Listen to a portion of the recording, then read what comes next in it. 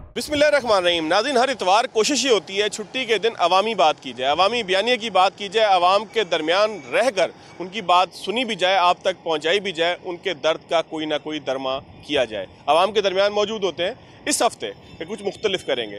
थोड़ा सा मुख्तलिफ ये है कि हफ्ते की बड़ी खबरों के ऊपर बात करेंगे और बड़ी खबरें इस मरतबा मईशत के मुताबिक हैं, मईशत के हवाले से हैं। ये जो रास्ता मेरे अकब में जाता है, यहाँ पाकिस्तान स्टॉक एक्सचेंज भी है और यहीं से कुछ फासले के ऊपर स्टेट बैंक ऑफ पाकिस्तान भी है। स्टेट बैंक ऑफ पाकिस्तान को कर्ज की किस्त मौसूल हो चुकी है, जिसके बाद सुना है कि पोर्ट पे भी कारोबार ज़िंदगी शुरू हो चुका है। जो कंटेनर जमा हो गए थे अब आहिस्ता आहिस्ता करके निकल रहे हैं। किस हद तक निकल रहे हैं, कितने निकल रहे हैं, क्या मसाइल दरपेश हैं, स्टेट बैंक में क्या होता रहा, पाकिस्तान स्टॉक एक्सचेंज में क्या होता रहा। कहा जा रहा है कि पिछले साल के मुकाबले में बड़े अरसे के बाद पाकिस्तान स्टॉक एक्सचेंज के अंदर भी तेज़ी देखी जा रही है। ये सारी चीज़ें कब तक चलेंगी, इसका भी जायज़ा लेंगे। करप्ट अफसरान कुछ पकड़े गए हैं, उसका भी जायज़ा लेंगे कि करप्ट अफसरान किस इदारे के पकड़े गए हैं, क्यों पकड़े गए हैं, आखिर उनका कसूर क्या था। इसके साथ साथ एक बहुत बड़ा मसला है, आपके और मेरे मुताल्लिक है, अवामी बयानी के मुताल्लिक है, वो है गंदम का मसला। वो मसला क्या है उस पर भी बात करेंगे। और प्रोग्राम के आखिरी हिस्सों में ज़रई इनकलाब की बात की जा रही है, ज़राअत की बात की जा रही है। मैंने आपसे जिस तरह से इब्तिदाई के कुछ चंद लम्हों पहले कहा कि आटे का, गंदम का एक बड़ा मसला है, उसके ऊपर जब हम बात करेंगे तो उस मसले का हल स्टूडियो से चलेंगे, वहाँ पर कुछ हल की भी बात करेंगे। कुछ ऐसे लोग हमारे साथ मौजूद होंगे जो हमें ये बता सकेंगे कि जिस ज़रई इनकलाब की बात वज़ीर-ए-आज़म पाकिस्तान कर रहे हैं वो पाकिस्तान में एग्जीक्यूट कैसे होगा, कैसे लोगों को उसका कोई ना कोई फ़ायदा होगा। तारुफ़ कराता हूँ। अवामी बात करने के लिए अवामी रिपोर्टर ही मौजूद हैं, अवाम की बात करते हैं, सारे हफ्ते लोगों के दरमियान मौजूद होते हैं। हमने इनसे दरख्वास्त की कि आप आइए, हमें बताइए कि पूरे हफ्ते ख़बरों के मैदान में माशी तौर पर और कराची के दीगर मामलात में क्या कुछ होता रहा। काशिफ मुनीर साहब हैं, सीनियर सहाफ़ी हैं, हमारे प्रोग्राम के अंदर तज़ियाकार भी होंगे, ख़बर भी लेंगे, तज़िया भी लेंगे। और इसके साथ साथ उबैद शाह मेरे साथ मौजूद हैं, सीनियर सहाफ़ी हैं, तवील अरसे से कराची में रिपोर्टिंग कर रहे हैं। काशिफ साहब, उबैद साहब, आप दोनों का बहुत शुक्रिया। काशिफ साहब, ये फरमाइएगा, करेंसी मार्केट में भी हमने देखा कि एक बड़ा चेंज आया, गो के आखिरी दिन जो है वो 4-5 रुपये आगे पीछे गया, लेकिन एक ऐसा महसूस हो रहा था कि करेंसी नीचे की तरफ आ रही है। मैंने बहुत से लोगों से बात सुनी कि अब 250 का डॉलर हो जाएगा, अब 200 का हो जाएगा। खुशी होती है सुन के कि लोग कम से कम उम्मीद तो रखते हैं, मायूस तो नहीं है, लेकिन ये खुशी आर्जी है क्योंकि अगले दिन आप 2 रुपये 3 रुपये बढ़ा के दे देते हैं। तो करेंसी मार्केट में क्या होता रहा? देखिए बाबा साहब, सबसे अहम मामला ये डॉलर नीचे आया और ऊपर गया, इसका सबसे बड़ा मामला ये है कि आपकी ओपन मार्केट है, एक स्टेट बैंक की मार्केट है, इंटर बैंक है, और एक है आपकी ग्रे मार्केट। अच्छा, इंटर बैंक जब नीचे आता है तो ओपन मार्केट भी नीचे आती है, ग्रे मार्केट भी नीचे आती है। आपने देखा पूरे हफ्ते हमने शादियाने बजाए, डॉलर नीचे आ गया और वादे सब ने कहा गया कि ये साख डालने के बाद नीचे इतना नीचे आ जाएगा। फिर आपको फॉरेक्स से भी मिला कि हम 250 तक ले जा सकते हैं। बज़ाहिर मुझे इतने साल हो गए करेंसी मार्केट करते हुए, ऐसा कोई इम्कान नहीं है। एक्चुअली आपने रोक कर, काशिफ साहब, बिल्कुल मायूसी की बात ना करें। इम्कान इम्कान इम्कान हर चीज़ का है। इम्कान तो लोग कह रहे थे कि 28 आ गई है और अब 30 जून को प्रोग्राम ख़त्म हो जाएगा और IMF bye bye Pakistan default. ऐसे ना करें, थोड़ी सी उम्मीद की बात करें। लेकिन ये आप फैक्ट बता दें, चले फैक्ट बता दें आप, तबसरा इसमें ना करें क्योंकि हमें दुख होगा आपके तज़िये से। सर फैक्ट पे ही मैंने कहा कि 250 नहीं होगा। चले अब ऊपर बात करते हैं। देखिए तो सूरत हाल ये है कि जो आपकी ओपन मार्केट है वो बहुत थोड़ी रह गई है। यानी अगर आप ओवरऑल जो आपके शहर में, आपके मुल्क में जो डॉलर बिक रहा है, वो जो ओपन मार्केट से लेता है वो आप और मुझे जैसे एक ट्रैवलर है। यानी अगर कोई किसी को बाहर ट्रैवलिंग करनी है तो वो 2000-2500 डॉलर ले लेगा। जिसको $1,00,000 चाहिए वो ग्रे मार्केट जा रहा है। अच्छा, ग्रे मार्केट में डॉलर के रेट में कोई बहुत ज़्यादा कमी नहीं आई है। आपने हफ्ते के आखिरी दिन देखा एकदम बहुत ज़्यादा डॉलर के रेट बढ़ गए। इवन यूरो और पाउंड में तो 9 से 11 रुपए बढ़े हैं। तो इसका मकसद ये है कि मेरी सवाले से करेंसी मार्केट में ही बात हुई। उनका कहना ये है कि भाई हम तो सिर्फ 5% करते हैं। बाकी अब आ जाते हैं IMF प्रोग्राम के बाद। IMF प्रोग्राम बहाल हुआ, उसके साथ आपके मुल्क में 4 अरब 20 करोड़ डॉलर आए। यानी आपको सऊदी अरब से 2 अरब मिले, UAE से मिले, साथ में आपको वर्ल्ड बैंक से भी पैसे मिल गए। तो आपको पैसे तो आना शुरू हो गए, लेकिन ये पैसे तो आ रहे हैं, आपकी अदायगियाँ बहुत हैं। 6000 कंटेनर तो आपके पोर्ट पर खड़े हुए हैं।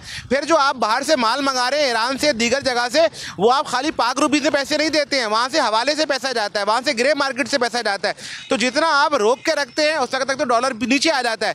जैसे ही आप अदायगियाँ करना शुरू करते हैं मार्केट में प्रेशर आ जाता है। काशिफ साहब, आप ज़ाहिर है कि पोर्ट भी आप ही कवर करते हैं, क्या कार्गो हैंडलिंग हो रही है, कितना कार्गो आ रहा है, जा रहा है, स्टेट बैंक से कौन सा सर्कुलर जारी हुआ है, ज़ाहिर सारी चीज़ें आपके इल्म में होती हैं और ये पूरे हफ्ते हम स्क्रीन के ऊपर देखते भी हैं। तो आपको क्या लगता है कि पाकिस्तान में हम रूटीन पर आ पाएंगे? कितने अरसे में आ पाएंगे? रूटीन से मेरी मुराद ये है कि इस वक्त तो कंटेनर जमा हुए हैं, आप खुद बता रहे हैं कि 6000 कंटेनर हैं। तो इतना बड़ा अगर कंटेनर का एक पीछे जो है वो बैकलॉग है, ये कब तक क्लियर होगा? क्लियर होगा, नहीं होगा, या इसमें से बहुत सारी चीज़ें सड़ चुकी हैं और अब वो फिकने के काबिल होंगी? देखिए, स्टेट बैंक इस बारे में वाजे कह चुका है, जो बैंक जितने डॉलर कमाएगा वो उतने देगा।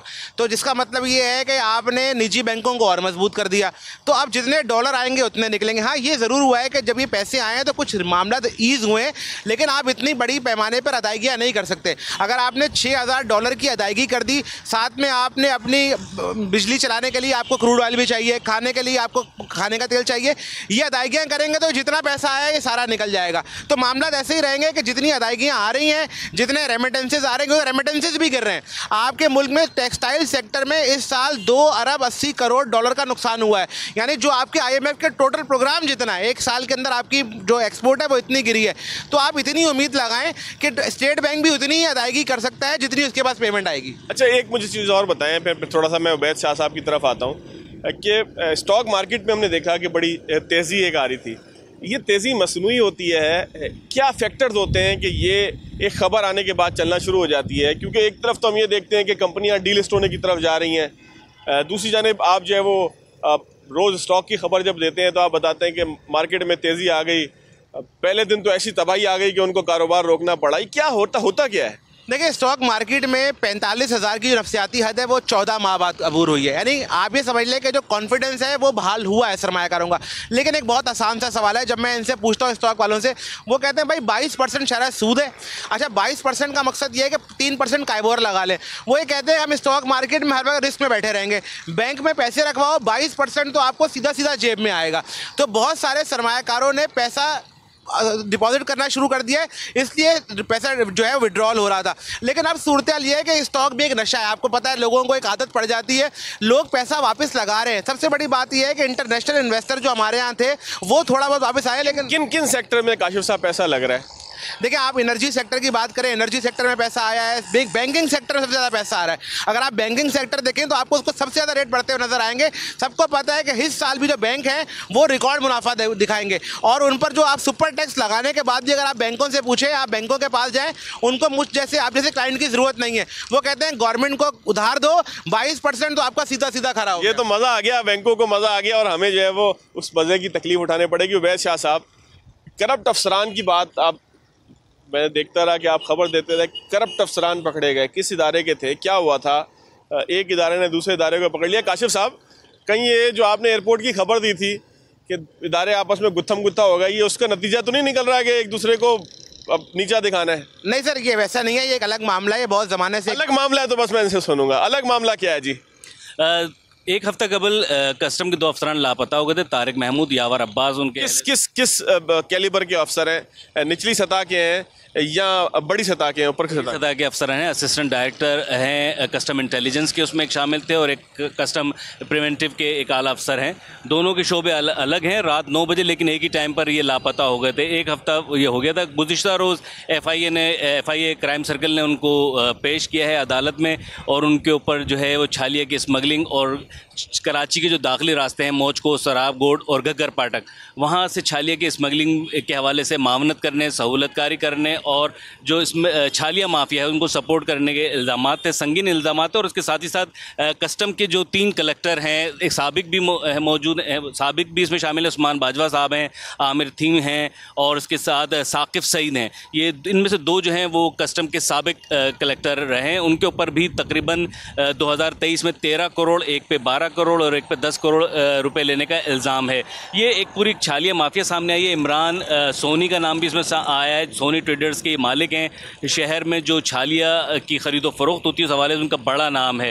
ये इन 2 अफसरान पर एक बड़े हसास इदारे की काफ़ी अरसे से नज़र थी, लेकिन इसके साथ ही साथ कुछ कस्टम अफसरान में माल की जो रिश्वत की जो बंदरबाट होती है उसमें भी कुछ इख्तलाफात सामने आए थे। वैसे उबैद शाह साहब, काशिफ साहब, आप दोनों इत्तफाक से कस्टम कहीं ना कहीं से टच करते हैं। मुझे बड़ी हैरत हुई कि 5-5, 10-10 करोड़ रुपए का सिर्फ इल्ज़ाम है। ये तो समझेंगे इनके लिए पीनट है। क्यों मैं काशिफ साहब ठीक कह रहा हूँ? पीनट आ गया है, ये समझ लें कि हाथी निकल गया, दुम फंस गई है। सर आप दुरुस्त कह रहे हैं, मेरे ख्याल में पीनट भी नहीं है। आप कहते हैं ना जब नमक, हम आटा और नमक की बात करते हैं, ये नमक वाला हिसाब है।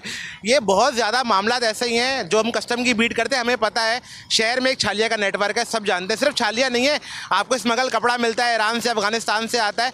ये तमाम मामला सबको सब पता होते हैं। जैसे उबैद ने कहा भी इन पर नज़र थी, लेकिन ये दो वो लोग नहीं है कि जो ये पूरा सिस्टम है और उसने लिखा हुआ है FIR में। मुझे बड़ी हैरत हुई है कि FIR के अंदर 5 और 10 करोड़ का तस्करा। ये काशिफ साहब, आप मालियात को कवर करते हैं ना, ये 5-10 करोड़ पे मतलब ये कोई रकम है? ये तो ऐसे है कि जैसे जेब से उनके निकल आए कुछ पैसे। सर अब डिपेंड करता है कि किस को इसके आगे मामला देखें। हम अब जब FIR हुई तो हम लोगों ने दो चीज़, मुस्कुराहट क्यों आपकी इस तरह की है? बता रहा हूँ, हमने जब बोला कि जब FIR हुई तो 5-10 करोड़ का मकसद ये, या तो इनको क्लीन चिट देनी है कि 5-10 करोड़ तो निकल गए, या मामला ये है कि सिर्फ इन दोनों को ही टारगेट करना है कि अगर ऊपर तक टारगेट करना हो तो फिर बहुत सारे पैसे आएंगे। तो आप मेरी बात लिख के रख लें, या तो ये दोनों को क्लीन करना है तो छोटा सा 5-10 करोड़ का अमाउंट रखा है, वरना तो ये बहुत बड़ी अमाउंट है, बहुत बड़ी अमाउंट है। अच्छा अवैध शाह साहब, अब इसका क्या ड्रॉप सीन है, कहाँ तक इस वक्त मामला पहुंचा है? अभी तो ज़ाहिर है FIA क्राइम सर्कल ने इनका रिमांड ले लिया है, और जहाँ तक 5-6 करोड़ की जो बात हो रही है, महाना है, महाना बुनियादों पर हो रहे हैं, और सिर्फ 3 चेक पोस्ट का इसमें जिक्र है। हाँ, ये ठीक हो गया ना काशिफ साहब? देखें 3 चेक पोस्ट हो गए, 10 करोड़ इतने तो बनते हैं। अब ऐसे ना करें ना, ज़्यादा है, इससे बहुत ज़्यादा है। आप सिर्फ उन चेक पोस्टों से सिर्फ छालियाँ नहीं निकलती है। आप अंदाज़ा ये लगाएं, यहाँ पर डेली भी जाता है और यहाँ पर मंथली भी जाता है। तो ये बात यार ऐसे शक ना करें, आप ऐसे शक ना करें। आप बताएं यार। जी, जो FI क्राइम सर्कल ने अब तक की कार्रवाई की है और उसमें जो इन्वेस्टिगेशन में बात सामने आई है, उसमें 3 कलेक्टर जिनका मैंने नाम लिया, उनका नाम भी आया, और मुख्तलिफ मदों में जब ये अपनी पोस्ट में रहे हैं तो उनके ऊपर तकरीबन 12-12 करोड़ रुपये रिश्वत वसूल करने या जो भत्ता कह लें, जो आमदन आती है, उसका इल्ज़ाम था। लेकिन जैसे कि काशिफ भाई बात कर रहे हैं, वो बात बिल्कुल सही है। ये छालिया का नेटवर्क सिर्फ कस्टम अफसरान तक नहीं है, पुलिस भी इसमें इन्वॉल्व है। अब तक 300 पुलिस अफसरान और एहलकार जो हैं ब्लैक कंपनी यानी कि इसी छालिया की इल्ज़ाम में, स्मगलिंग इल्ज़ाम में, सहूलतकारी गुटखा मावा के इल्ज़ाम में जो है वो ब्लैक कंपनी का शिकार हो चुके हैं। ये अलग बात है कि अच्छा ये भी थोड़ा सा अगर आप तस्करा कर दें कि इस वक्त शहर के अंदर एक मरतबा फिर गुटखा मावा छालिया इनके खिलाफ एक क्रैकडाउन की सिचुएशन तो है ना? जी बिल्कुल, IG सिंध की जानिब से स्पेशल टास्क फोर्स बनाई गई थी, लेकिन स्पेशल टास्क फोर्स को मुतअद्दिद बार मुतल्लिका थानों ने ही फेल कर दिया, क्योंकि जब special task force IG Sindh की रवाना होती है उससे कबल ही मुतल्लिका SHO को पता होता है, और वो अभी तक कोई बड़ा डीलर गिरफ्तार भाई मैं तो समझता हूँ कि ये एक बेहतरीन इंटेलिजेंस नेटवर्क है कि जो बता देता है कि कार्रवाई होने वाली है, सुधर जाओ। वैसे आपका बहुत शुक्रिया। मैं काशिफ साहब से कुछ थोड़ी सी गुफ्तगू कर लूँ, उसके बाद हम ब्रेक की तरफ जाएंगे, ज़रा इनकलाब की बात भी हो जाए। काशिफ भाई, आटा महंगा हो जाए तो आपने घबराना नहीं है। सर आटा बहुत महंगा हो गया है। मतलब मुझे मुल्क की तारीख में जितने मैंने बड़ों से सुना है, आटे का एक रेट होता था, चीनी उससे डबल होती थी, और आज हैरान कुन सूरत हाल हो गई है कि आटा चीनी से ऊपर चला गया है। और आप अपने इर्द गिर्द अगर आप गंदम इंपोर्ट कर लें तो आपको 92 रुपये किलो पड़ रही है, यानी $250 पर आप गंदम मंगवाएं, 92 से 95 रुपये किलो में आपको आटा दस्तयाब होगा। 150 रुपये में आटा मिलने को तैयार नहीं है, वो भी 2.5 नंबर है। अगर आपको चक्की का आटा खाना है, कराची के लोग बहुत सारे चक्की का आटा खाते हैं, वो 170 रुपये तक चला गया है। और इसकी सबसे बड़ी वजह यह है कि सिंध के अंदर से जो गंदम आनी थी वो अभी तक नहीं आई है। फ्लोर मिल वाले इल्ज़ाम लगाते हैं, होर्डिंग हो गई है, हुकूमत कहती है कि ये नहीं दे रहे हैं। तो एक बहुत बड़ा मामला ये है कि एक दफ़ा फिर गंदम की इंपोर्ट खुलने जा रही है। देखिए बात यह है इंपोर्ट के लिए तो पैसे नहीं है। अगर इंपोर्ट होगी बहुत महंगी होगी, क्योंकि डॉलर जो है वो तकरीबन 280-290 रुपये का आसपास इसके आसपास फ्लोट कर रहा है। इंपोर्ट होगी बहुत महंगी होगी, तब भी यही हिसाब किताब बनना है। लेकिन मतलब एक बात क्लियर कर दूं, आप जो बात कर रहे हैं इंपोर्ट महंगी ज़रूर होगी, इंपोर्ट अगर करते हैं तो डॉलर्स बहुत सारे जाएंगे, लेकिन इंटरनेशनल मार्केट में गंदम बहुत नीचे आ गई है। आप देख लीजिएगा, हमारा नेक्स्ट वीक के अंदर आपको ये रिकॉर्ड रख लीजिएगा, हमें नेक्स्ट वीक या अगले 10 दिन तक गंदम इंपोर्ट करने की फ्लावर मिलर्स को इजाज़त मिल जाएगी, ये रिकॉर्ड रखिएगा बात। लेकिन अफसोसनाक सूरत हाल होगी, डॉलर आपके जाएंगे। एक मुल्क जो ज़राई पैदावार के हवाले से मशहूर है, बचपन से लेकर ये उम्र आ गई है कि काशिफ साहब बुजुर्ग हो गए, इनकी दाढ़ी के बाल सफ़ेद हो गए, हमारे हो रहे हैं, और उबैद शाह साहब इनके भी सफ़ेद हो गए हैं। तो हम तीनों तो इस बात पे मुत्तफ़िक हैं कि पाकिस्तान को हमेशा हमने ज़रई मुल्क ही समझा, ज़रई मुल्क ही बताया गया, ज़रई मुल्क ही पढ़ा। अब एक ज़रई मुल्क के हवाले से एक इनिशिएटिव भी आ रहा है। वज़ीर पाकिस्तान कहते हैं कि 1960 के बाद पहली मरतबा ऐसा होगा कि कोई ज़रई पॉलिसी आएगी, जदीद टेक्नोलॉजी होगी, और जो है वो बंजर ज़मीनों को आबाद किया जाएगा। उस पर भी बात करेंगे कैसे एग्जीक्यूट होगा। लेकिन अफसोसनाक सूरत हाल जो काशिफ साहब ने बताई, हुकूमतों का काम है, सूबाई हुकूमतों का काम है कि वो गंदम की तरसील को यकीनी बनाएं। अपने ज़खायर के हवाले से, उसकी कीमत के हवाले से तमाम मामलात के ऊपर चेक एंड बैलेंस रखें। लेकिन बदकिस्मती से ये नहीं किया गया और मैं उम्मीद करूँगा कि इंशाअल्लाह सिंध के मुख्तलिफ गोदामों से इतनी गंदम निकल आएगी कि काशिफ साहब की ये ख़बर गलत साबित होगी इंशाअल्लाह। मेरी दुआ है, चैलेंज तो मैं नहीं दे सकता, ज़ाहिर है इनकी खबर है, लेकिन मेरी दुआ है कि फ्लोर मिल्स को गंदम इंपोर्ट करने की इजाज़त नहीं मिलेगी और पाकिस्तान के अंदर इतनी गंदम निकल आएगी, वो चूहों ने नहीं खाई होगी, वो आवाम के काबिल होगी, इस्तेमाल के काबिल होगी। क्योंकि बम्पर क्रॉप का एक तस्करा हो रहा था, उस पर भी बात करेंगे ब्रेक के बाद। ब्रेक के बाद खुश आमदीद। बात हो रही है ज़राई पॉलिसी की, और ज़राई पॉलिसी अगर बने उसके बाद उन तमाम लोगों से अगर बातचीत ना की जाए जिन्होंने इसको एग्जीक्यूट करना है या जिन्होंने उससे मुस्तफ़ीद होना है या जिन्होंने उसके साथ चलना है, तो उस वक्त तक मामला या सर्किल कंप्लीट नहीं होता। मेरे साथ मौजूद है वहीद अहमद साहब, फ्रूट एक्सपोर्टर हैं, एसोसिएशन के सरबराह भी हैं, आपका बहुत शुक्रिया। इसके साथ साथ मुझे ज्वाइन किया महमूद नवाज शाह साहब ने, ख़ुद भी काश्तकार हैं और आबादकार बोर्ड के, सिंध आबादगार बोर्ड के सरबराह हैं। आप दोनों मेहमानों का एक मरतबा फिर शुक्रिया। वही साहब, गुफ्तगू बड़े दिनों से हो रही है, एक पॉलिसी आती है, वज़ीर आज़म कहते हैं कि 1960 के बाद पहली पॉलिसी हम लेकर आए हैं, या 1960 के बाद पहली दफ़ा ऐसा हुआ है कि एक पॉलिसी आ गई है। अब ज़राअत पाकिस्तान के अंदर जो है वो उसमें इन्वेस्टमेंट आएगी, फ़ॉरेन इन्वेस्टमेंट आएगी, उसके नतीजे में जो है पाकिस्तान में एक ज़राई इनकलाब आएगा, 50 अरब डॉलर की इन्वेस्टमेंट आएगी।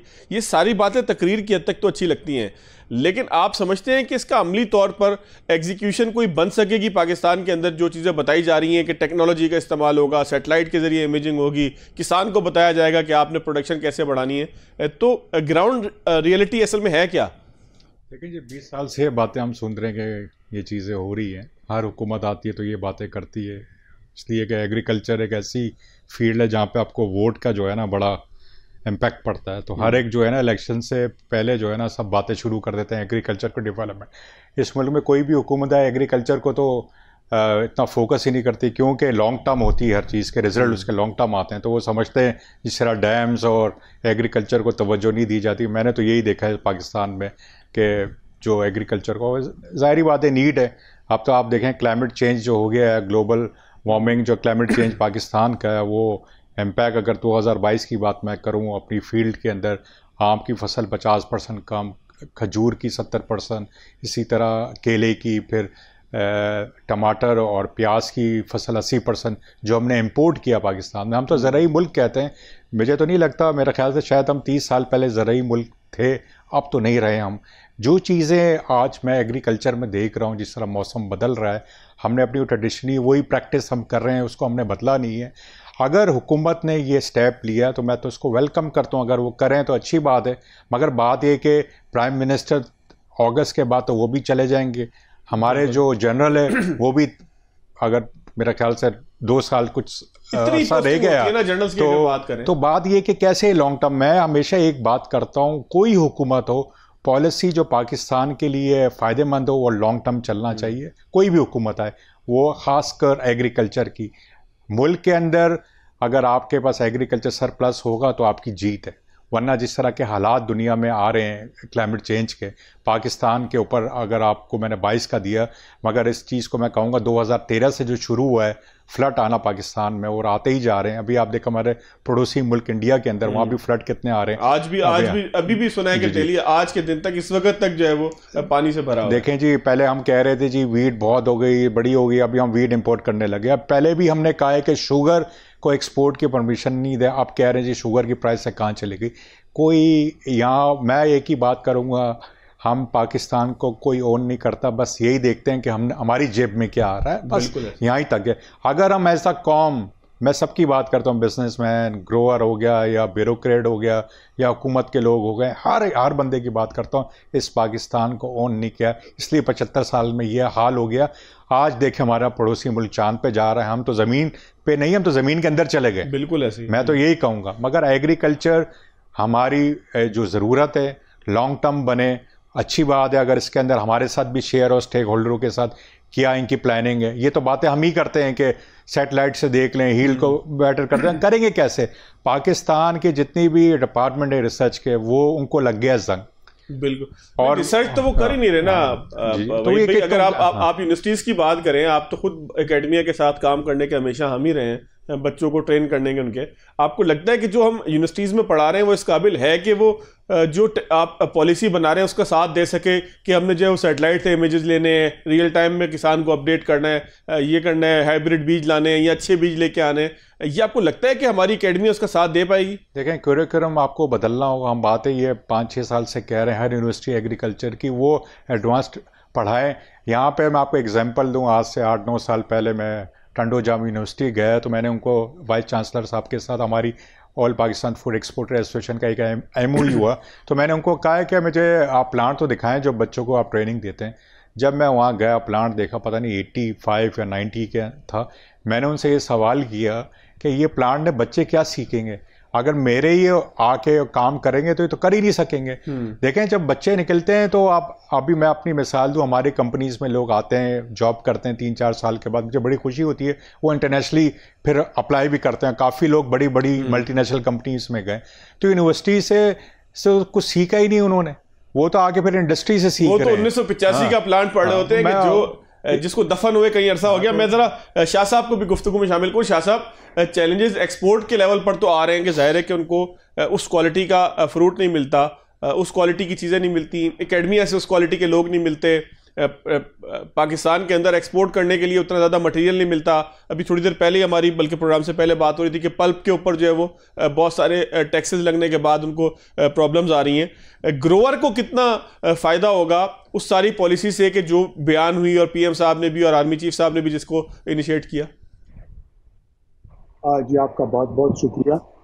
हमने जिन बातों के बारे में सुना है तो कोई बहुत बड़ी इन्वेस्टमेंट आएगी, 5 अरब या 50 अरब डॉलर। 50 अरब डॉलर मेरे ख्याल में बहुत, वो तो खैर बहुत दुश्वार बात है, लेकिन हम ये सुन रहे हैं कि कोई लार्ज स्केल पे फार्मिंग होगी, ये हमने बात सुनी है। और साथ ही साथ ये भी बात सुनी है कि कोई सैटेलाइट इमेजरी होगी। तो देखिए, इस वक्त हमारे पास जो इकोसिस्टम मौजूद है, इवन मेरे खेत पे भी, मैं इतना आपको प्रोग्रेसिव ग्रोअर नहीं हूँ, तो मेरे भी 45 एकर्स के ऊपर वीकली मेरे पास सैटेलाइट इमेज आता है। तो इस वक्त आपके पास वो लोग भी मौजूद हैं जो कर रहे हैं, वो टेक्नोलॉजी भी आपके पास मौजूद है। तो 3-4 कंपनीज हैं जो ये काम कर रही हैं, बल्कि वन ऑफ द कंपनीज तो अभी सुना है कि ब्राज़ील में भी साथ में एग्रीकल्चर के ऊपर काम कर रहे हैं। तो क्या एक्सपेक्टेशन हो सकती है इन सारी चीज़ों से?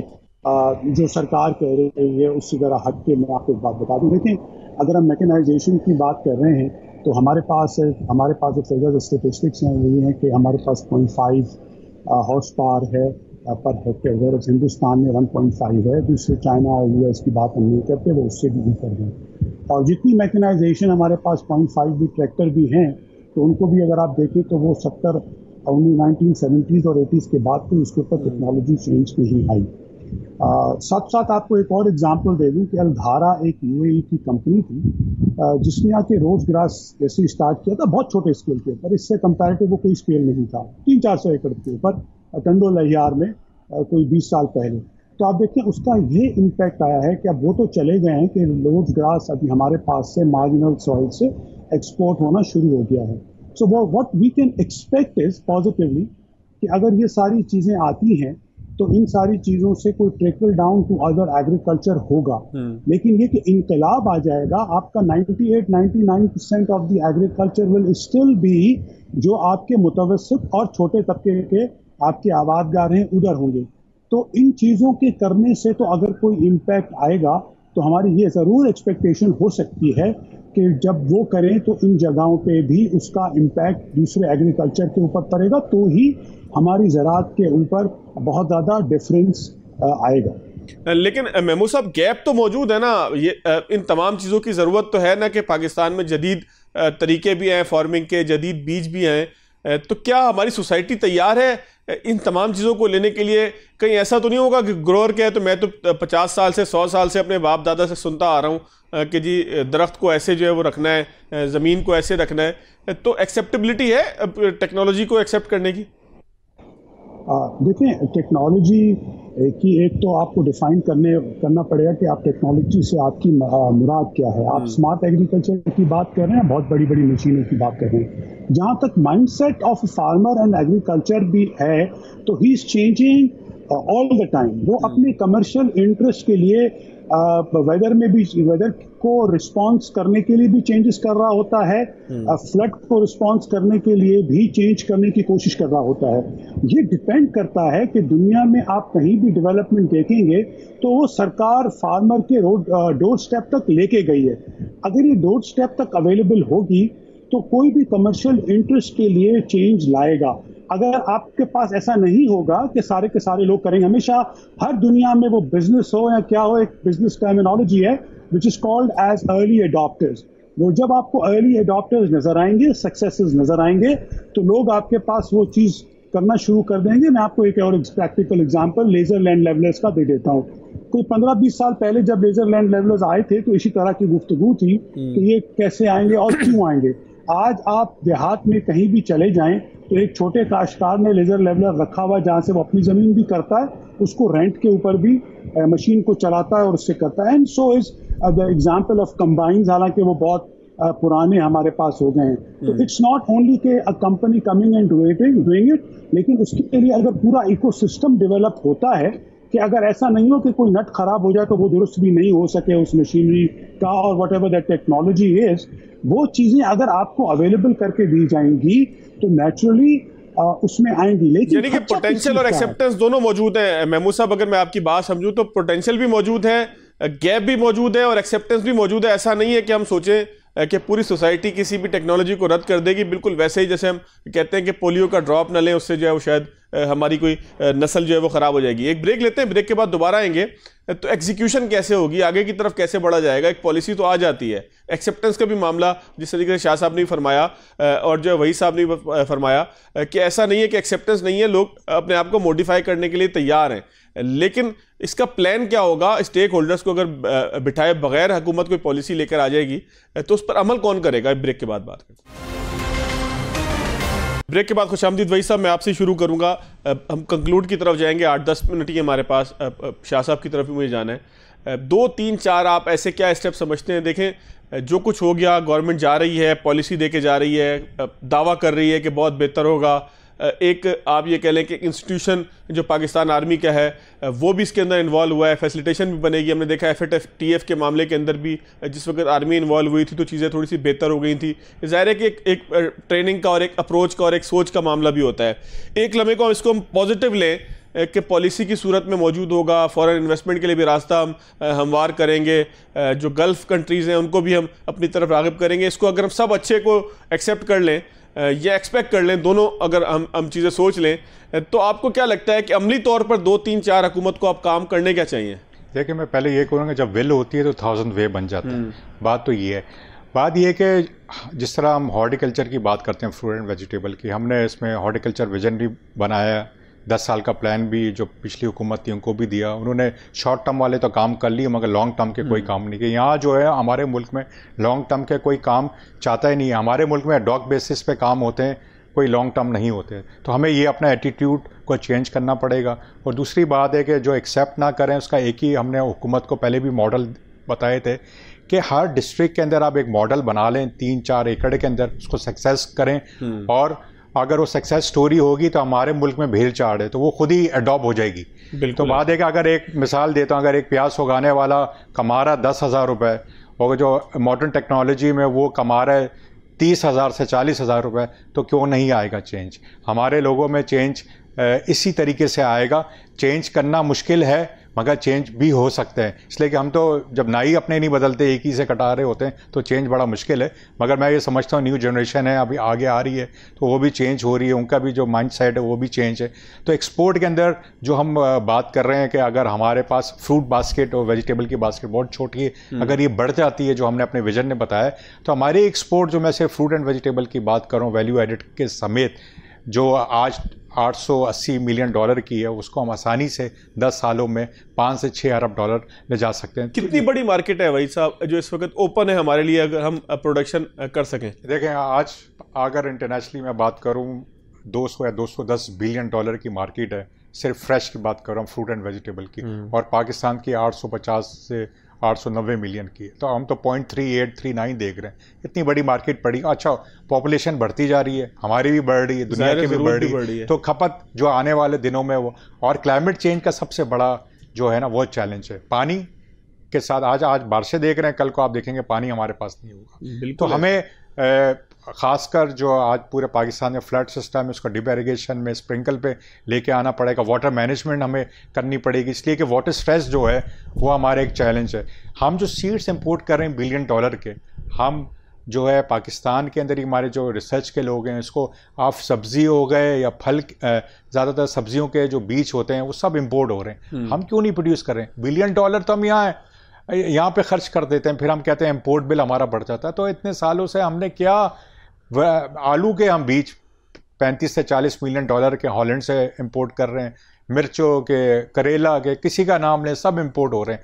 तो हमारा ये सवाल है कि चलें, अभी तो ये एक प्लान हो रहा है, मगर इस प्लान के अंदर इंडस्ट्री को इन्वॉल्व करें। जितने हमारे एसोसिएशन एक्सपोर्ट की हो गई, जो ग्रोअर्स के जो उनकी ऑर्गेनाइजेशन, जितनी एसोसिएशन उनकी है, उनको भी इन्वॉल्व करें। अगर स्टेक होल्डरों को आप करेंगे नहीं, उनका फीडबैक नहीं लेंगे और वही काम आप जाके ABC से शुरू कर देंगे तो वो ठीक नहीं है। हम तो कह रहे हैं हमने अगर CD तक काम किया तो आप DEF से शुरू करें। बिल्कुल, तो ये बड़ा ज़रूरी है, ट्रस्ट ज़रूरी है। और उनको अपनी जो अभी जो मैंने बात की है, एक लॉन्ग टर्म प्लानिंग हो, जो कह रहे हैं $100 बिलियन, मैं तो कहता हूँ अगर हुकूमत साथ हमारे काम करें, सिर्फ $2 बिलियन की बात नहीं, कि मैं पाकिस्तानी की बात कर रहा हूँ, $2 बिलियन रुपीस। खैर उस वक्त जब मैंने कैलकुलेशन की थी उस वक्त $170 का डॉलर था। तो मैं अगर हम 3-3.5 बिलियन रुपीस की बात कर रहे हैं तो मैं कहता हूँ हॉर्टिकल्चर को हम टर्न इनटू $बिलियंस की कर देंगे। तो ये तो बहुत बड़ा पोटेंशियल मौजूद है, जगह भी मौजूद है।